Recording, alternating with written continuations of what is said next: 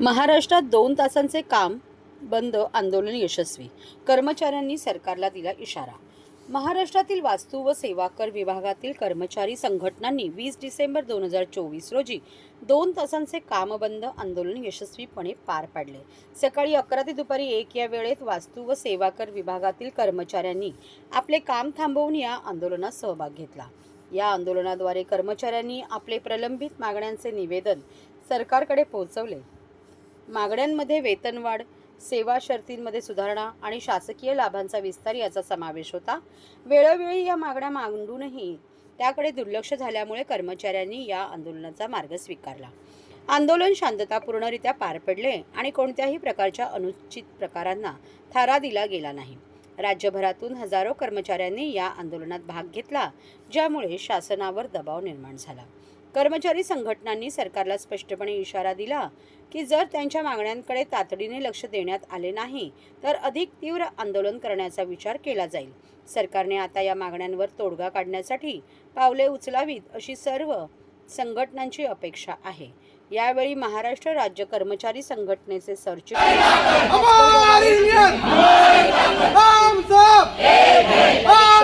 राजेंद्रकुमार खोब्रागडे, कोषाध्यक्ष वीरेंद्र फुसाटे, उपाध्यक्ष श्री ज्ञानदेव नागरे, संदीप डोलारे, श्रीमती कांचन मुटकुले, श्रीमती ज्योती शिंदे, वस्तू व सेवा कर कर्मचारी संघटना ठाणेचे सर्व पदाधिकारी, कर्मचारी बंधू भगिनी मोठ्या संख्येने उपस्थित होत्या. या आंदोलनाला महाराष्ट्र राज्य कर्मचारी संघटनेचा जाहीर पाठिंबा होता. मी राजेंद्रकुमार खोब्रागडे, वस्तू व सेवा कर विभाग, तसेच जिल्हा मध्यवर्ती संघटना ठाणे जिल्हाध्यक्ष. आमच्या वस्तू व सेवा कर विभागाच्या वेगवेगळ्या समस्या आहेत. त्यामध्ये प्रमुख समस्या आमच्या पदोन्नतीच्या आणि बदलीच्या समस्या आहेत. गेल्या 4 दिवसापासून आम्ही ठाणे माझगावला 4 दिवसापासून कंटिन्यू धरणे आंदोलन सुरू आहे. आज महाराष्ट्रभर प्रत्येक जिल्हा लेवलवर आज 4थ्या दिवसानं धरणे आंदोलन आम्ही सुरू केलेले आहे. हे कामबंद आंदोलन आहे. 2 तासासाठी आम्ही कामबंद आंदोलन केलेलं आहे आणि प्रमुख मागण्यांमध्ये आमच्या पदोन्नती आणि बदली ह्या 2 आमच्या प्रमुख मागण्या आहेत. मागच्या वर्षामध्ये बदल्याच झालेल्या नाही. त्या समस्या अशा आहेत की आमच्या महिला कर्मचारी आहेत, त्यांचे पती दुसऱ्या इथून 800-900 किलोमीटर अंतरावर त्यांचे जॉब आहेत.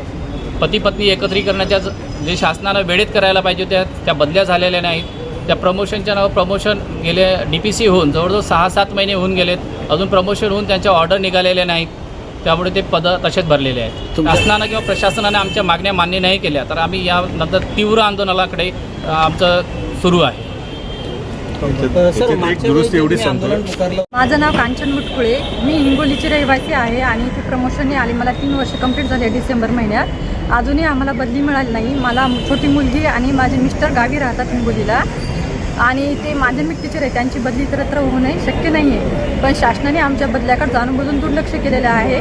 गेल्या वर्षी माझी बदली न झाल्यामुळे माझा इथे या दगदगीमुळे माझा गर्भपात झाला, तरी पण शासनाला त्याचं काहीही घेणं देणं नाही आहे. आम्ही आमचे घरदार सोडून इथं रूम करून राहतोय, पण त्यांनी महिलेविषयी थोडीशी त्यांना काळजी नाही आहे. महिलांना म्हणजे माझं गाव इथून 800 किलोमीटर आहे. मला परभणीला उतरून तिथून 1.5 तास अजून हिंगोलीला प्रवास करावा लागतो. म्हणजे मी शनिवार रविवार पण गावी जाऊ शकत नाही. तरी पण शासनाला आम्ही हे वारंवार जाऊन तिथं सांगितलेलं आहे आमचे प्रॉब्लेम, तरी पण शासनाने ऐकलेलं नाही आहे. आणि यावेळेस पण बदलीच्या वेळेस मी 2-3 वेळेस पण सरांना अभिजित पाटील सरांना पण जाऊन भेटले, पण त्यांनी फक्त करून असं एक्सटेन्शन देत आहेत 31 मार्चपासून.